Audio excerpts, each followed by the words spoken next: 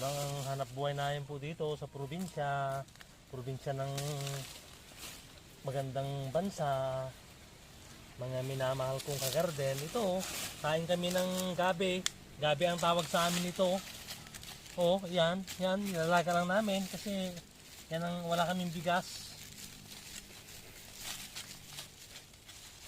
Mahirap po ang buhay.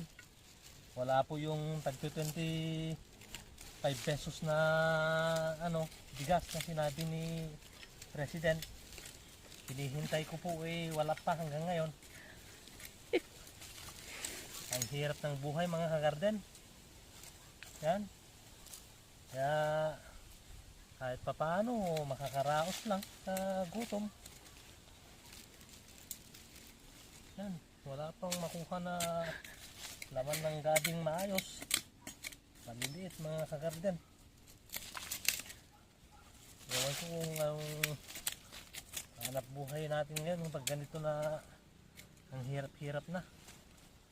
Wala nang maisaing.